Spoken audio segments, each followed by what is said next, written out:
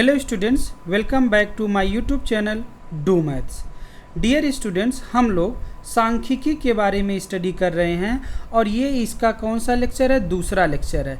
इससे पहले एक लेक्चर बनाया गया है, तो जो भी स्टूडेंट अभी नए हैं तो वो जा कर के इससे पहले वाले लेक्चर को देख लें, जिससे ये लेक्चर उन्हें क्या हो। और इस लेक्चर में हम लोग लास्ट में कुछ जो पिछले 5 साल के प्रॉब्लम्स आए हैं उन्हें भी सॉल्व करेंगे। तो इस वीडियो को आप पूरा देखिए, यहाँ से हो सकता है आपको एक प्रॉब्लम मिल सकता है फॉर द BHU B.Ed के लिए।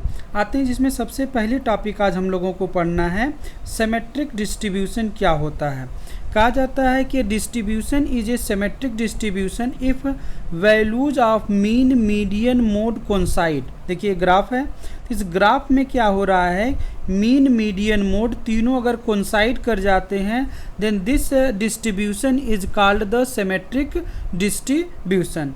In a symmetric distribution, frequency are symmetrically distributed on both side of center point of the frequency curve। देखिए यहाँ पर क्या है, दोनों मतलब जो फ्रीक्वेंसी है ये सिमेट्रिकली डिस्ट्रीब्यूटेड है कर्व के सेंटर पॉइंट के दोनों तरफ। इसका मतलब this is a symmetric distribution and this is also called the symmetric curve. अब हम आते हैं स्क्यूनेस।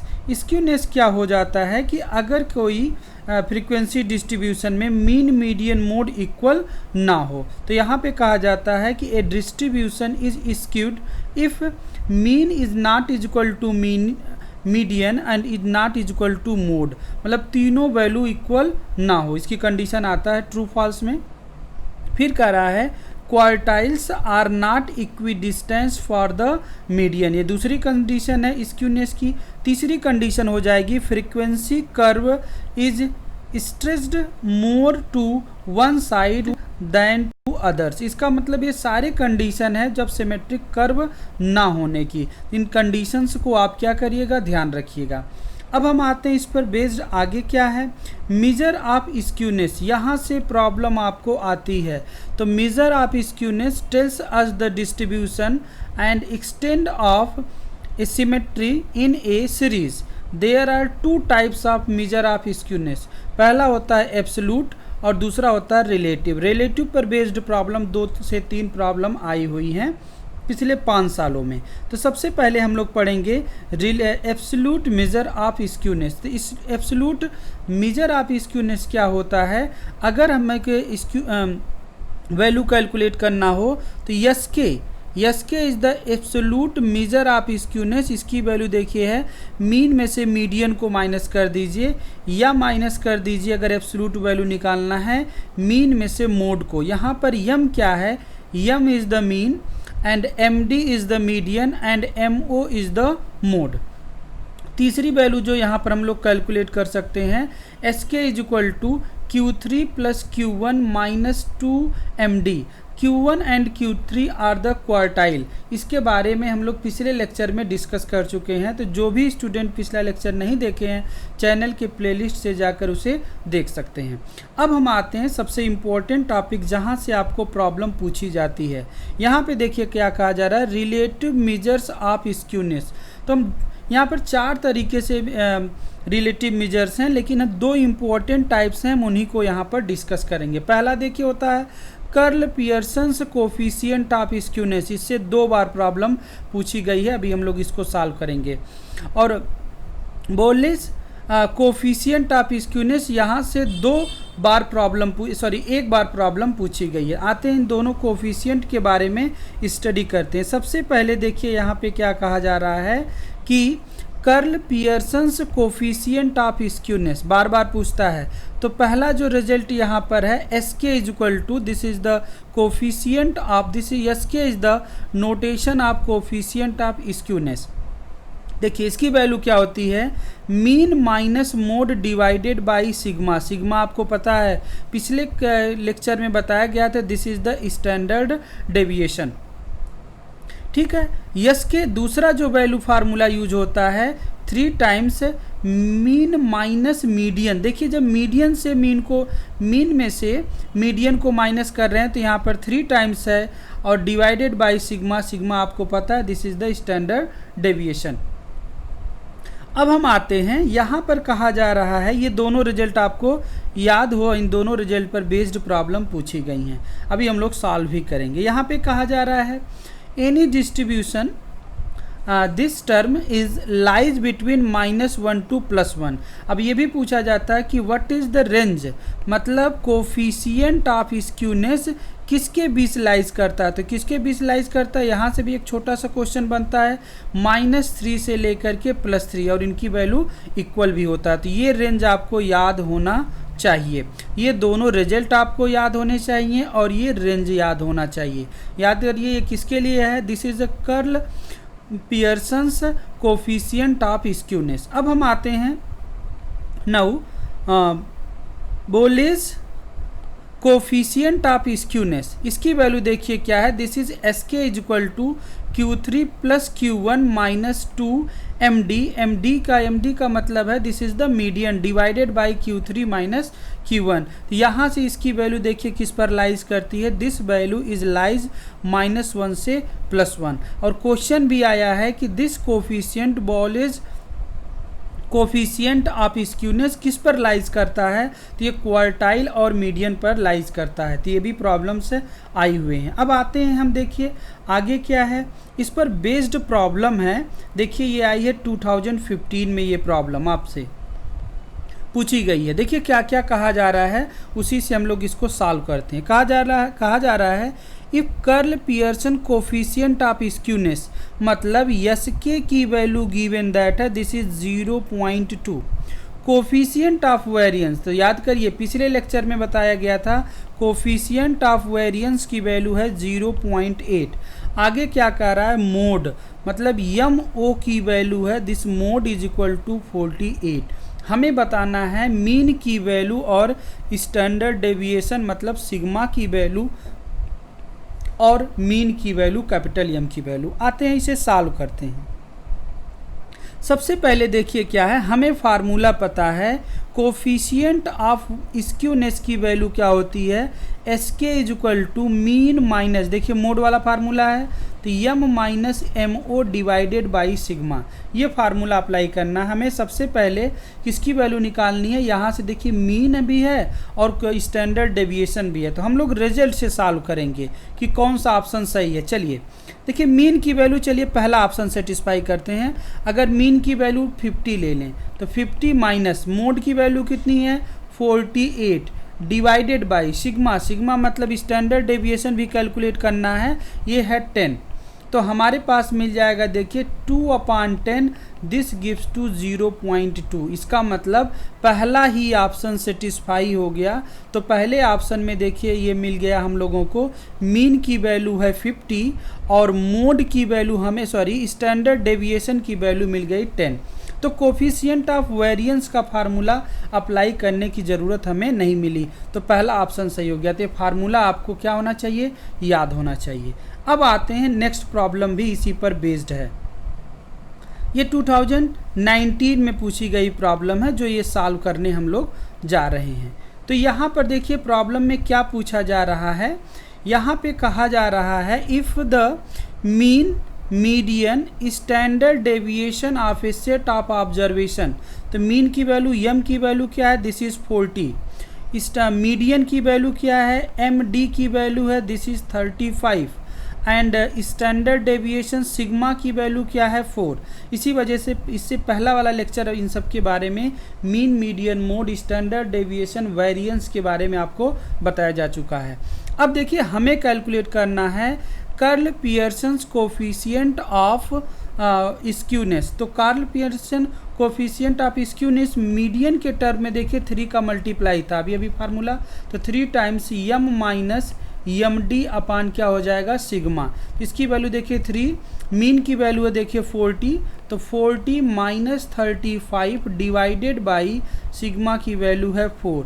तो जब हम लोग इसको सॉल्व करेंगे हो जाएगा 3 इंटू हो जाएगा 5/4, तो जब आप डिवाइड करेंगे तो 3.75। इसका मतलब यहाँ पे कौन सा ऑप्शन सेकेंड ऑप्शन सही हो जा रहा है। तो इस तरीके से देखिए छोटे छोटे प्रॉब्लम्स हैं जो पूछे गए हैं, हम लोग यहाँ पर इसे सॉल्व कर ले रहे हैं। अगली प्रॉब्लम देखिए इससे क्या पूछी गई है, कहा जा रहा है, इसे इस रिजल्ट को तो हमें मिला नहीं, लेकिन आप इसका ऑप्शन याद रखिएगा। बहुत से प्रॉब्लम आपको रिपीट कर रहे हैं।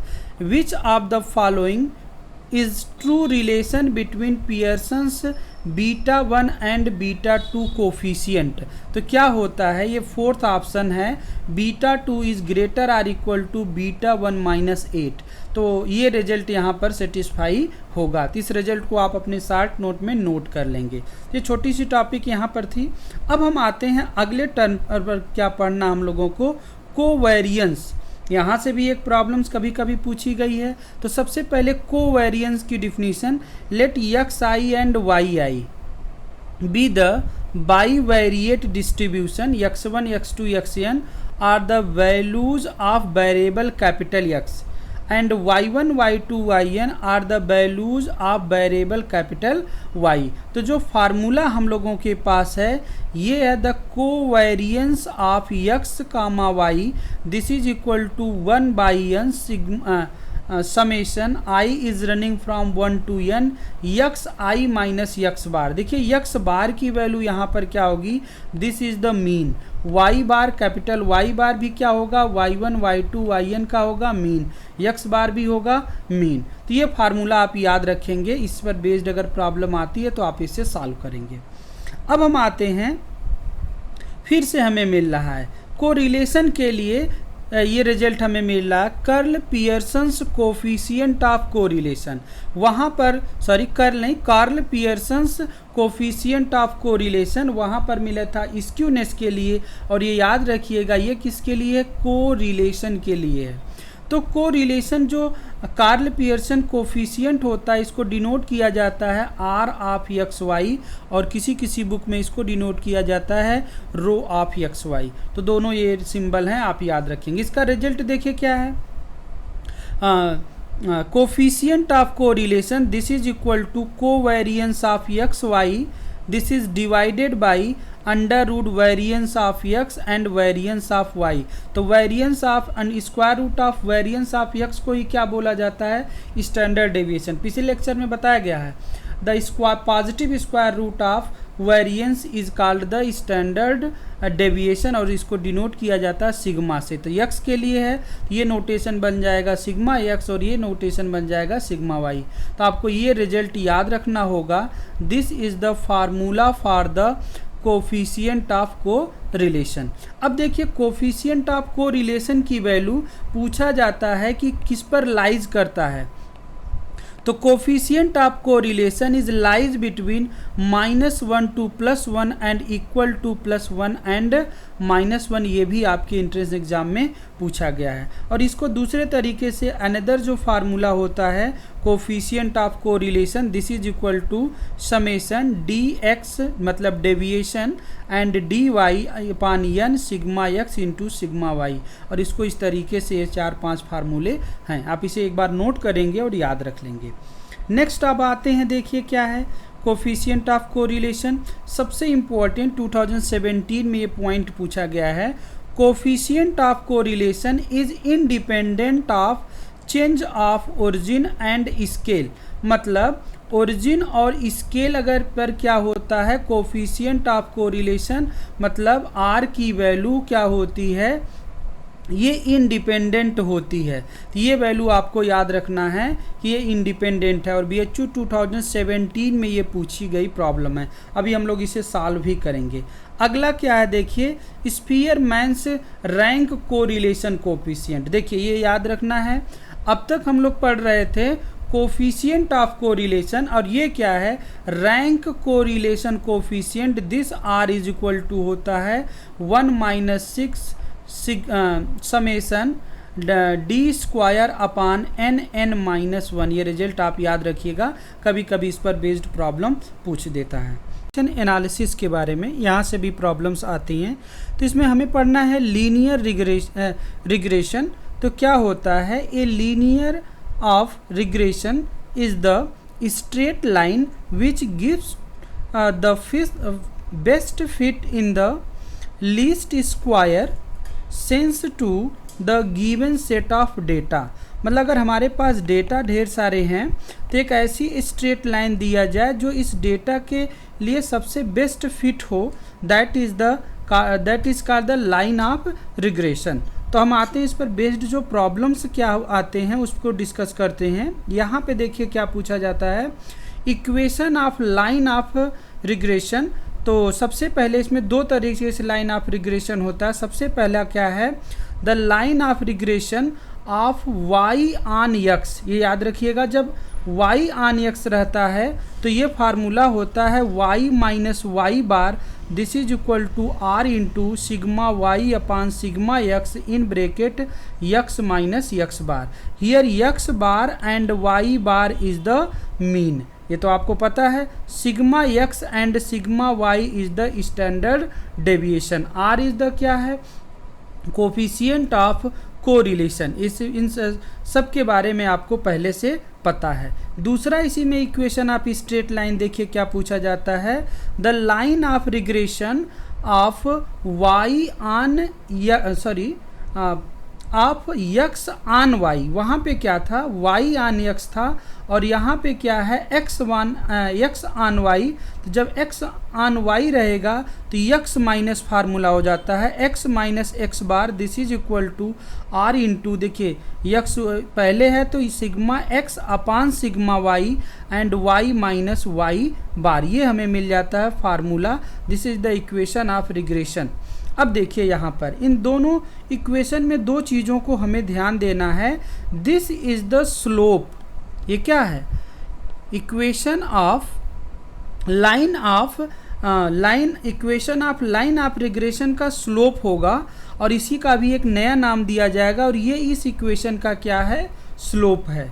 अब इसी स्लोप को देखिए क्या कहा जाता है, इस स्लोप को कहा जाता है रिग्रेशन कोफिशिएंट। याद रखिएगा, मतलब देखिए यहाँ पे कहा गया the regression coefficient of y on x is equal to this. देखिए यहाँ पर वही क्वेश्चन है। देखिए सबसे पहले y अगर ऊपर है मतलब न्यूमिनेटर में है तो इसको कहा जाता है by(x), this is equal to r sigma y upon sigma x। और यह है क्या, this is the slope of line of regression of y on x। जब इक्वेशन ऑफ लाइन लिखा गया था y ऑन x में, यही तो वहाँ पर क्या था, स्लोप था और इसी स्लोप को बोला जाता है रिग्रेशन कोफिशिएंट। तो ये फार्मूला याद रखिएगा। अगला जो रिग्रेशन कोफिशिएंट है, this is the regression coefficient of x on y। अब से पहले वाला क्या था, y ऑन x, तो इसकी वैल्यू देखिए क्या हो जाएगी, this is bxy, this is equal to r sigma x upon sigma y। इसको इस फार्मूले से भी लिखा जाता है। तो यहाँ पर देखिएगा जब byx रहेगा तो this is y and this is x, this is the regression coefficient of y on x और लिखा है bxy, तो this is the regression coefficient of x on y। देखिए जो टर्म पहले होता है उस टर्म का क्या है, न्यूमिनेटर में होगा और जो टर्म बाद में होगा उसका सिग्मा डिनोमिनेटर में होगा। इस तरीके से आप याद रखेंगे। और देखिए यहाँ पर भी ये क्या है, this is the slope of line regression of x on y। तो ये कोफिशिएंट की वैल्यू आप क्या रखेंगे, याद रखेंगे। अब हम आते हैं, देखिए क्या कहा जा रहा है, प्रॉपर्टीज ऑफ रिग्रेशन कोफिशिएंट। यहाँ से भी इंपॉर्टेंट प्रॉपर्टीज हैं। पहली देखिए प्रॉपर्टीज क्या कही जा रही है, the sign of correlation coefficient is same as regression coefficient. इसका मतलब कोरिलेशन को किससे होता है, r से, कोरिलेशन कोफिशिएंट। और रिग्रेशन कोफिशिएंट देखिए क्या, दिस इज bxy और दूसरा होता है byx। तो कहा जा रहा है इन तीनों की साइन क्या होगी, सेम। अगर r पॉजिटिव है तो ये भी दोनों लोग क्या होंगे, पॉजिटिव होंगे। तो पहला आप प्रॉपर्टीज ध्यान देंगे। दूसरी देखिए प्रॉपर्टी क्या है, यहाँ से प्रॉब्लम भी सॉल्व होती है। Correlation coefficient is the geometric mean between regression coefficient. मतलब bxy एंड bxy की वैल्यू अगर आपको गिवन दैट हो तो r की वैल्यू देखिए क्या फार्मूला हो जाएगा, this is the geometric mean. ये भी पूछा जा सकता है कि कोरिलेशन कोफिशिएंट मतलब आर की वैल्यू ये रिग्रेशन कोफिशिएंट का कौन सा मीन होता है, ज्योमेट्रिक मीन होता है कि अर्थमेटिक मीन होता है कि हार्मोनिक मीन होता है। तो ज्योमेट्रिक मीन होता है, इस वजह से हो जाएगा under root b y x into b x y. ये इंपॉर्टेंट रिजल्ट है। अगला देखिए क्या कहा जा रहा है, कहा जा रहा है if b x y is greater than 0 then b y x is less than 1। Sorry, ये किसकी वैल्यू अगर ग्रेटर देन 1 है तो इसकी वैल्यू क्या होगी, लेस देन 1 है। नेक्स्ट देखिए क्या है, arithmetic mean of regression coefficient is greater than correlation coefficient. Arithmetic mean देखिए हो जाएगा, इसका मतलब b x y plus b y x upon 2, this is the arithmetic mean. तो अर्थमेटिक मीन किससे ग्रेटर देन है, आर से ग्रेटर देन है। ये फोर्थ प्रॉपर्टी है। और अगली प्रॉपर्टी देखिए इसकी क्या है, जो लास्ट प्रॉपर्टी क्या कही जा रही है, regression coefficient are independent of change of origin but not scale. तो देखिए वहाँ पर दोनों पर इंडिपेंडेंट था, लेकिन एक किस पर इंडिपेंडेंट होता है, ओरिजिन पर, बट स्केल पर इंडिपेंडेंट नहीं होता है। This is the regression coefficient, मतलब b x y and b y x की बात हो रही है। अब हम आते हैं, दो इक्वेशन ऑफ लाइन दे देगा, that is the line of regression, और पूछेगा उनके बीच का एंगल क्या है। तो उनके बीच के एंगल का फार्मूला देखिए क्या होता है, tan theta is equal to 1 minus r square upon r. R क्या है, r is the correlation coefficient, इसके बारे में भी बता चुके हैं। ये क्या है, sigma x into sigma y divided by sigma x square plus sigma y square. ये फार्मूला है, this is the angle between two line of regression. देखिए आर की वैल्यू अगर 0 हो गई तो इनके बीच का जो एंगल होगा this is pi by 2। If r is equal to plus minus 1 then the theta will becomes to the 0 r pi. ये सब रिजल्ट पर्टिकुलर केस है, आप इसे देख सकते हैं। अब हम लोग आते हैं, देखिए क्या है, हाँ एक क्वेश्चन सॉल्व करते हैं, यहाँ से छोटे छोटे प्रॉब्लम्स बन सकते हैं। देखिए क्या गिवन दैट है, इक्वेशन ऑफ गिवन दैट है, equation of line of regression. ये पहला equation of line given that है, ये दूसरा इक्वेशन लाइन दे करके पूछा जा सकता है, बताइए इन जो डिस्ट्रीब्यूशन है इसका मीन क्या होगा। तो आपको याद करिए equation of line of regression क्या है, y minus y bar, this is equal to यहाँ पे क्या था, b y x x minus x बार।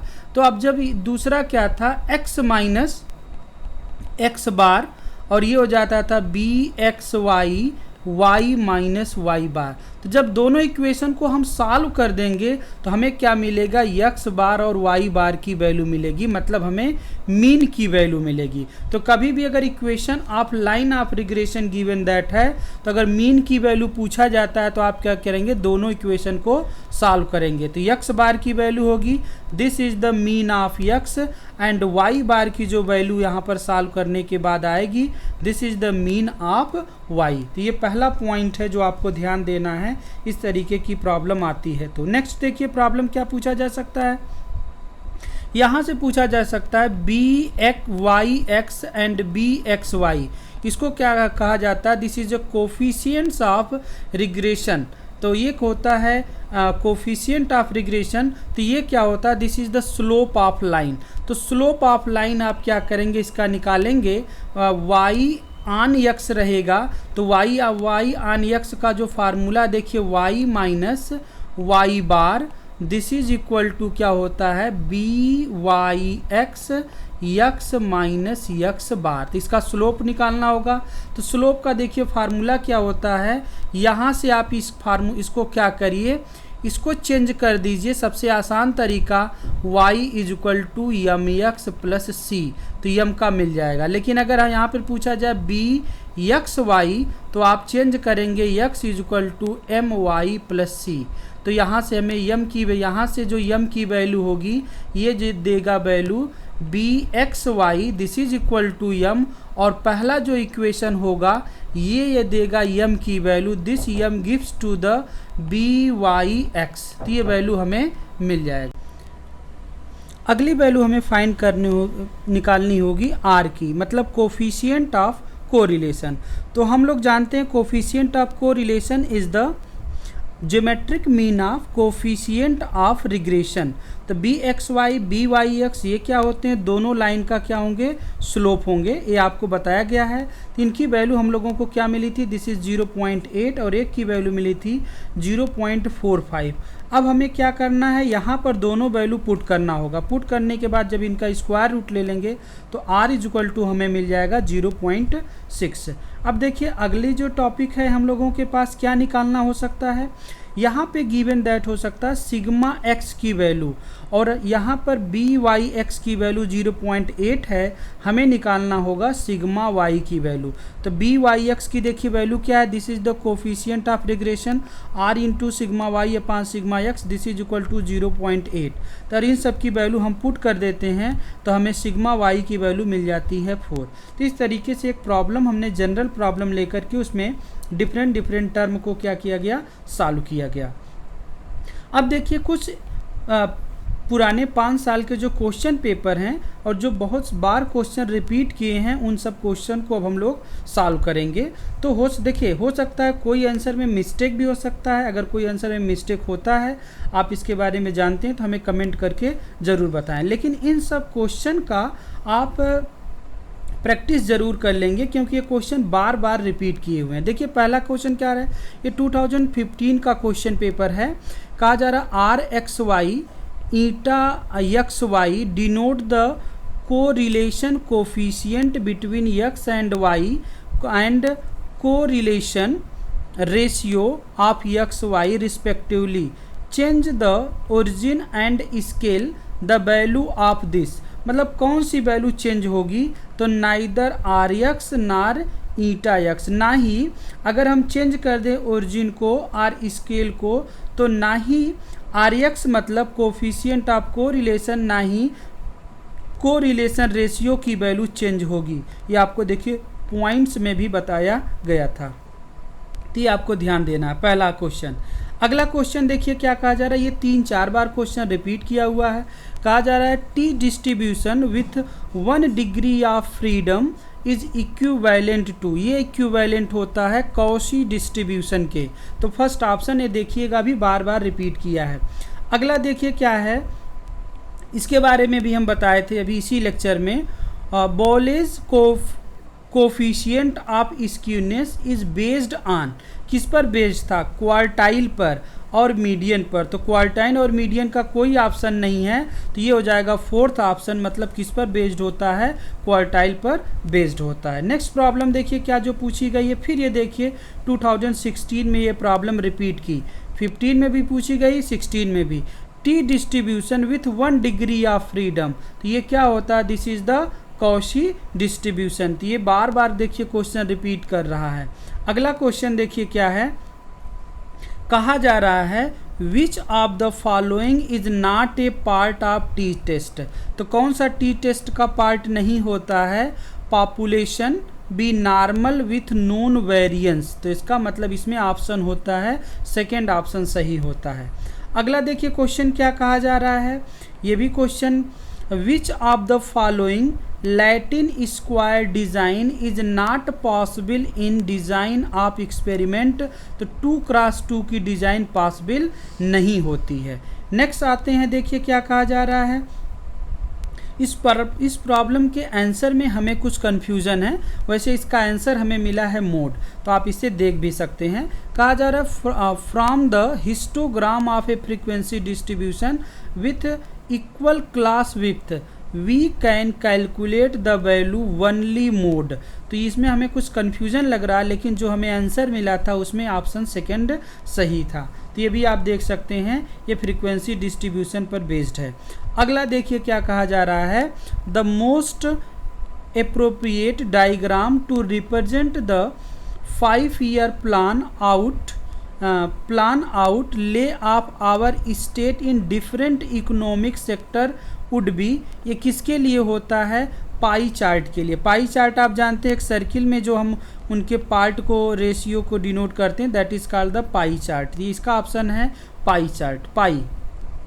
नेक्स्ट देखिए क्या है, अगला क्वेश्चन में क्या कहा जा रहा है, which of the following is not appropriate for the graphical representation of quantitative variable. जब क्वांटिटेटिव वेरिएबल होता है तो पाई चार्ट उसके लिए अप्रोप्रिएट नहीं होता है, उसके लिए बॉक्स, हिस्टोग्राम, ये सब क्या होते हैं, अप्रोप्रिएट होते हैं। तो इसका भी ऑप्शन हो जाएगा सेकंड। तो इन सब ऑप्शन को ध्यान दीजिएगा, एक दो बार देखिएगा। और सबसे इम्पोर्टेंट प्रॉब्लम ये है, ये बार बार आई हुई प्रॉब्लम है, कहा जा रहा है which of following can not be probability generating function. तो इसमें कौन सा प्रोबेबिलिटी जनरेटिंग फंक्शन नहीं है, जो लीनियर है। यहाँ पर यस होना चाहिए। तो एफ ऑफ यस की वैल्यू देखिए क्या है, 5/s+5। तो यहाँ पर ये लीनियर जो फंक्शन होता है, this is not probability generating function. तो यहाँ पर ऑप्शन थर्ड सही हो जाएगा। फिर देखिए रिपीट की हुई प्रॉब्लम है, 2019 में फिर ये प्रॉब्लम पूछी गई, which of following can not be probability generating function. तो देखिए लीनियर फंक्शन कौन सा है, ये। तो थर्ड ऑप्शन यहाँ पे क्या हो जाएगा, सही हो जाएगा। देखिए s/2 + s, this is not probability generating function. अगली बार फिर ये 2015 में यही प्रॉब्लम फिर से पूछी गई। देखिए बार बार रिपीट की हुई प्रॉब्लम है, which of following can not be probability generating function, this is s/s+2। तो देखिए 3 बार ये पिछले 5 सालों में प्रॉब्लम पूछी गई है। तो this is not probability generating function. अगली प्रॉब्लम देखिए रिग्रेशन एनालिसिस पर बेस्ड है। यहाँ पे क्या कहा जा रहा है, the equation of pair of regression line for a given data. देखिए 2 लाइन गिवन डेट है, यहाँ पर कहा जा रहा है पहला statement, we can not calculate correlation coefficient between x and y।